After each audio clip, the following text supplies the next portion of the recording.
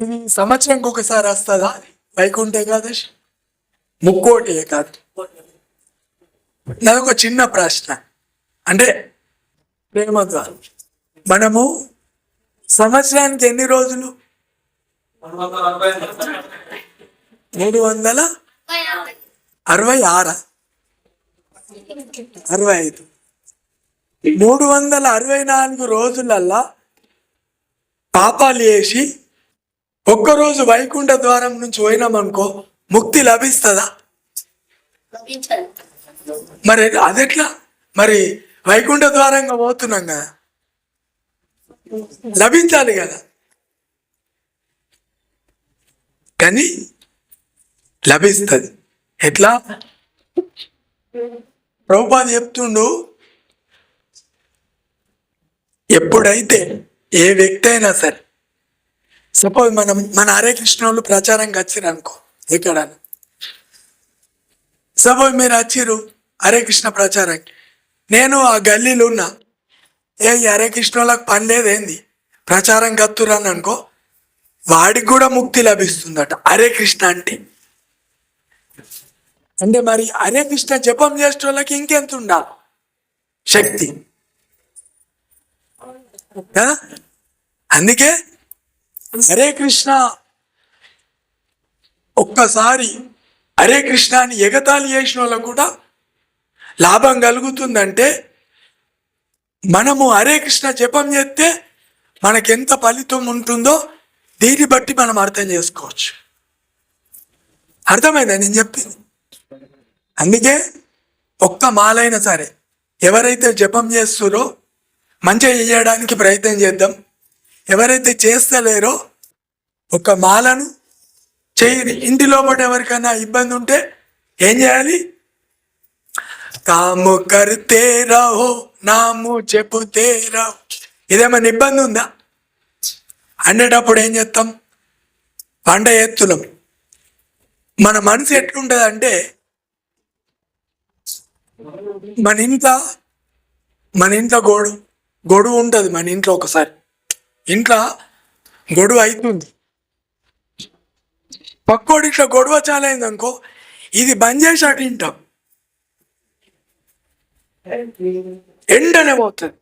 దానికి ఆ శక్తులు, ఓరి నాయన నీదేడ గొడవ ఉన్నది అంటే ఇంకో తాడ పోయి ఈనుడు మనసు ఎట్లా తీసుకుపోతుంది.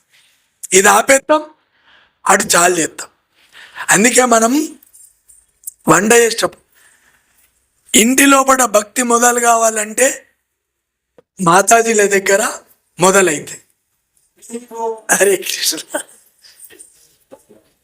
ఎందుకంటే నారే నరకానికి కానీ స్వర్గానికి కానీ దారి చూపిస్తుంది నారి. అందుకే జైసా సంగ్ వైసా రన్, జైసా వన్ వైసా మన్. అందుకే వంట చేసినప్పుడు ఏం చేయాలా? భగవంతుడికి ఇది చేస్తున్నామనే భావం.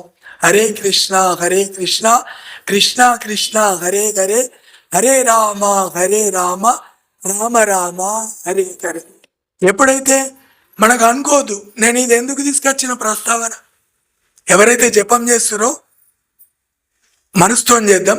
ఎవరైతే చేస్తలేరో ఒక్కొక్కరికి మాల పట్టాలంటే ఇంటి వాళ్ళు ఏమనుకుంటారో, పక్క వాళ్ళు ఏమనుకుంటారో ఈ భావం ఉంటుంది. అప్పుడు ఏం చేసిండు మనకు దేవుడు? నోరిచ్చిండు, హృదయం ఇచ్చిండు. అనాల వినాల. అందుకే కామ్ కరితే రావో నా చెప్పితే రావు. ఏమన్నా డబ్బులు ఖర్చు పెట్టేడుతుందా? ఇప్పుడు అన్నం హరే కృష్ణ అన్నం ఏమైనా డబ్బులు ఖర్చు పెడుతున్నామా? లేదే. జపం చేయొచ్చు, వినొచ్చు. భగవంతుడు మనకు అవకాశం ఇచ్చు. ఇంకో ఏకాదశి కూడా అంటారు మన ఆచార్య, పుత్రదా ఏకాదశి. అందరు ఏమంటారు? ముక్కోటి ఏకాదశి, వైకుంఠ ఏకాదశి. కానీ ఏదే కానీ మన ఆచార్యులు చాలా దయ.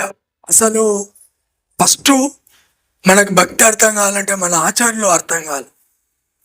మన ఆచార్యులు అర్థం కాలే అనుకో, ఒక చిన్న చెప్తాను. ఎట్లా అర్థం కావాలంటే ఆచార్యులు, ఇక్కడ మన ఆచార్యులు ఎంతమంది ఉన్నారు చూసినా? గురు పరంపర ఉన్నది, తర్వాత షడ్గోసాములు ఉన్నారు, తర్వాత పంచతత్వ. చూడు, ఇప్పుడు చలికాలం వచ్చింది, చలికాలం వచ్చింది. మన ఇంటి లోపల నీళ్లు వేడి చేసుకున్నప్పుడు స్నానం చేయాలంటే నీళ్లు కొద్దిగా చల్లగా ఉంటే చెయ్యలేము. కానీ మన ఆచార్యుడు వాళ్ళు ఎట్లా వండుకున్నారు, ఎలాంటి నీళ్లతోని స్నానం చేసిర్రు, మనకు అన్ని సేఫ్టీ ఉన్నా మనం ఇంకా సేఫ్టీ లేనట్టుగానే ఉన్నాం. అందుకే ఫస్ట్ మనకు భక్తి అర్థం కావాలంటే మన ఆచార్యులు అర్థం కావాలి. వాళ్ళు ఏ స్థానం నుండి భక్తి చేసారు చూడు. ఇప్పుడు ఈ ఊర్లో, మన ఊర్లల్లో చలి ఉన్నది, మనకు సేఫ్టీ ఉన్నది. ఇప్పుడు ఈడు ఇంత ఉండగా మనం బండి మేరంగా మనకు షాలు ఉంటుంది, స్వెటర్ ఉంటుంది, మనం ఇంకా అనుకుతాం. కానీ వాళ్ళ పైన కట్టుకోవడానికి ఒక గంజ, పైన ఒకటి. కానీ వాళ్ళు భక్తిని మనకి ఇచ్చిర్రు, అంత కష్టపడుతూ. దాన్ని తీసుకోలేమనుకో దురదృష్టం. అట్లా అందుకే మనకు భక్తి అర్థం కావాలంటే ఫస్ట్ ఆచార్యులు అర్థం కావాలి.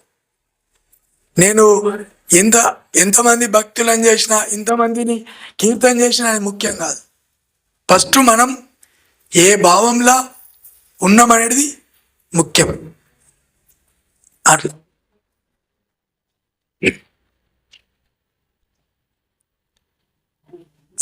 పుత్రద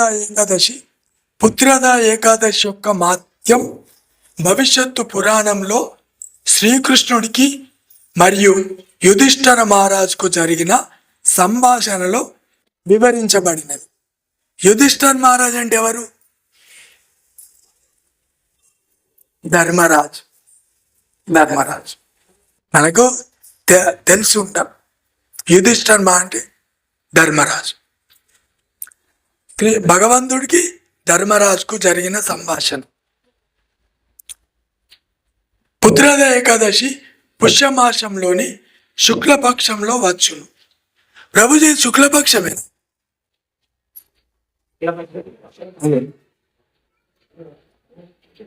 ఒకసారి యుధిష్ఠిర మహారాజు పుష్యమాసంలో శుక్లపక్ష ఏకాదశి మాత్యాన్ని, పాలన విధానాన్ని మరియు వ్రత ఫలితాన్ని వివరించమని తెలుపగా శ్రీకృష్ణుడు ఈ విధంగా సమాధానం ఇచ్చాను. అయ్యా, మరి ఈ యొక్క ఏకాదశి మహాత్యాన్ని ధర్మరాజు అడిగిండు భగవంతుని. ఇప్పుడు ఏమని చెప్పాడు? ఓ ధర్మరాజా, ఈ పుత్రద ఏకాదశి పాలన ద్వారా సమస్త పాపకర్మలు నశించి జ్ఞానము మరియు యశస్సు లభించినట. ఈ ఏకాదశి వ్రతం గురించి చెప్తుండు భగవంతుడు. రాజా, పూర్వము సుకేతువాన అనే రాజు భద్రపతి అనే రాజ్యాన్ని చక్కగా పరిపాలించుచుండెను. అతని సతీమణి పేరు శైవ్య. ఆ దంపతులు సంతతి లేని కారణంగా నిరంతర క్షోభను అనుభవించేవారు. సంతానం లేక సాధ్యమైనంత వరకు సమయాన్ని పుణ్యకార్యములలో వెచ్చించేవారు వాళ్ళు. ఆ రాజు, వారి యొక్క భార్య ఎంత టైం దొరికితే అంత పుణ్యకార్యాన్ని చేసేవారు. కానీ సంతానం లేదు వాళ్ళకి. రాజు యొక్క పితృదేవతలు తమ వంశాన్ని నిలిపి పిండదానం చేయగల సంతతి లేని కారణంగా చింతించేసాగవారు. ఇప్పుడు మనం ఎప్పుడైతే పుత్రుడు ఉండడో మన పూర్వీకులు ఉద్ధరింపబడరు, ఆడికే వంశం ఆగిపోతుంది. ఇప్పుడు మనకు రోగాలు, బాధలు ఇంటి లోపల ఈ సంతానాలు కలగక లేకపోవడానికి కారణం ఏమిటంటే ఎప్పుడైతే దేవతలు అక్కడ సంతోషంగా ఉండరో ఇక్కడ మనకి కథలు మొదలైతాయి అన్నట్టు. రోగం కావచ్చు, ఏదైనా ఫైనాన్షియల్ ప్రాబ్లం, సంథింగ్ ఏదేదో ఉంటుంది. కానీ ప్రభుపాదు మనకి ఈ అవకాశాన్ని ఇచ్చాడు. మనం ఇంటి లోపల ఒక్కోళ్ళు భక్తులైతే అటు 7 తరాలు ఇటు 7 తరాలు ఉద్ధరింపబడతాని ప్రహ్లాద్ మహారాజ్కు నరసింహదేవ్ హామీ ఇచ్చిండు. చూసిరా, దీన్ని బట్టి మనం అర్థం చేసుకోవాలా.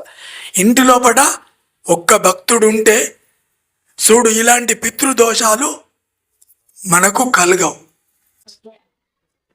అవి దేని ద్వారా? హరే కృష్ణ మహామంత్రం యొక్క జపం ద్వారా. ఈ రాజుకు సంతానం లేదు. అక్కడ పితృదేవతలు కష్టంలో ఉన్నారు.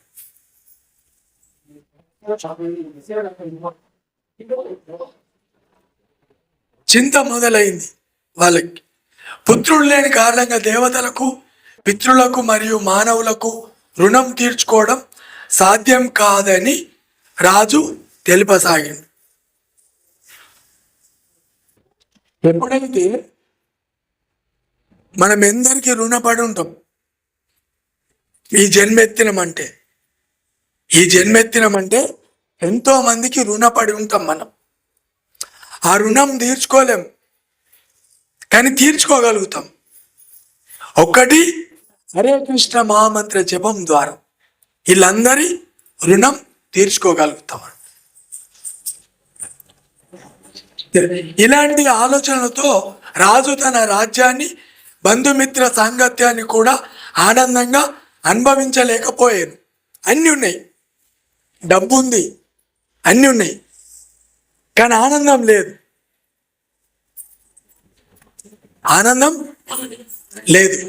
ఇప్పుడు కలియుగంలో ఎంతో మంది అన్ని బంగ్లా, కారు, డబ్బు అందరికీ ఉంది, కానీ చింత ఉంది, కానీ అది బయటికి రాదు. ఒక్కొక్కరికి ఒక చింత ఉంటుంది, కానీ మనము శోకం నుంచి బయటపడాలంటే శ్లోకం తెలాలి. అర్థమైందా నేను చెప్పింది? శోకం దుఃఖం నుంచి, అంటే దాన్ని మ్యాచ్ చేస్తున్నా. శోకం అంటే ఏడుపు, ఏడుపు నుంచి బయటపడాలంటే శ్లోకం కావాలి. అదే భగవద్గీత.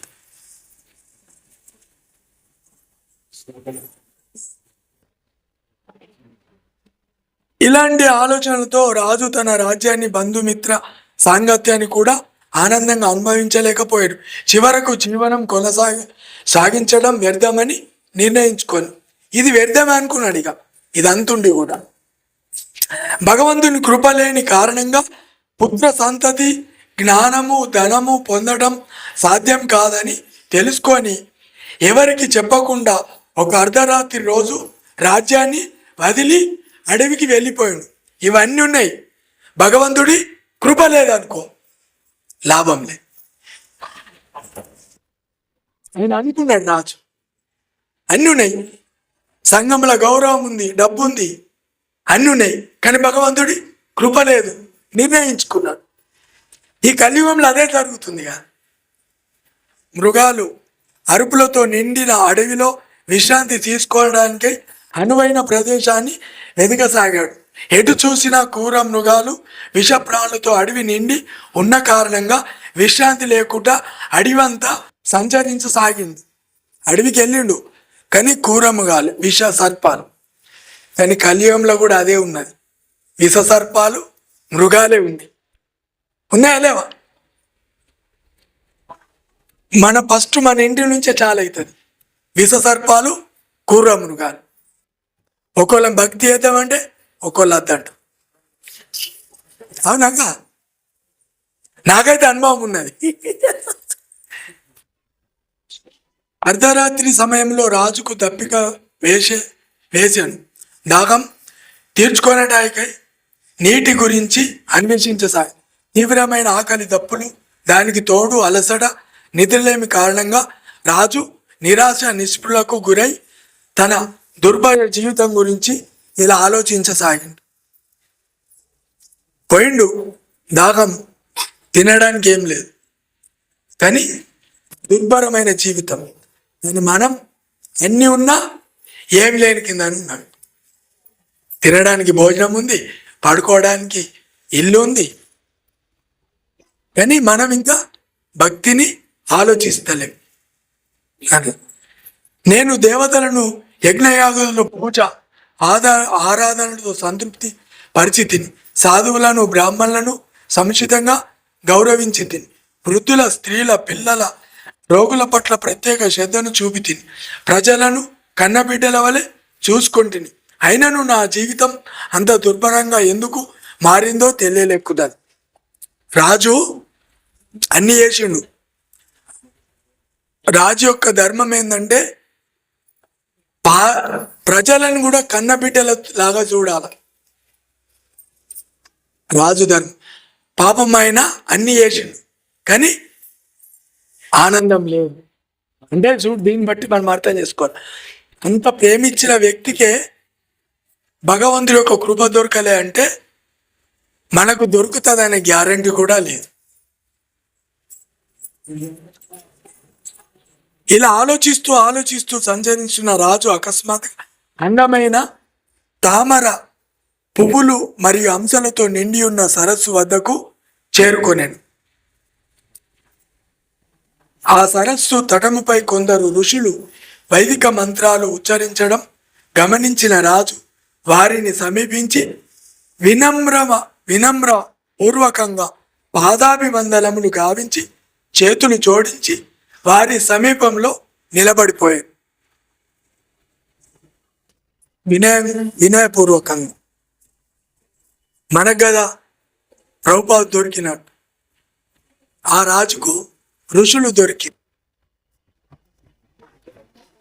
తమ ప్రార్థనను ముగించి సమీపంలో భక్తి శ్రద్ధలో నిలబడి ఉన్న రాజును గాంచి, ఓ రాజా, నీ వినయ విధేయతలకు సంతోషించి తిని ఏదైనా వరమును కోరుకొనుడని పలికిరు. వాళ్ళు రాజు వారితో, ఋషి పుంగవులారా, మీరు ఎవరు, ఈ సరస్సుకు ఎందుకు వచ్చితిరి అని ప్రశ్నించారు. అందుకు ఋషులు, మేము విశ్వ దేవతలం. ఈ కొలంలో స్నానం ఆచరించి ప్రాతకాల ఆరాధనకై విచ్చేస్తుంది. నేడు పవిత్రమైన ఏకాదశి, దీనిని పుత్రదా ఏకాదశి అందరూ. సంతాన ప్రాప్తి ఇచ్చ కలిగిన వారికి ఈ ఏకాదశి కామధేను లాంటిది, కోరిన ఫలంలా నొసుగును అని పలికిరి. వారి మాటలను విన్న రాజు, ఓ మాత్పులారా, మీ సాంగత్యం ద్వారా నా నిరాశ నిస్పృహలు పటాపంచలాయను. మీ ద్వారా సంతాన ప్రాప్తి మార్గాన్ని తెలుసుకోండి. ఇంతకాలం సరైన మార్గము తెలియక కాలాన్ని వృధా చేసి తిని మీ యొక్క మార్గదర్శన ప్రకారం ఏకాదశి వ్రతాన్ని పాటించదను.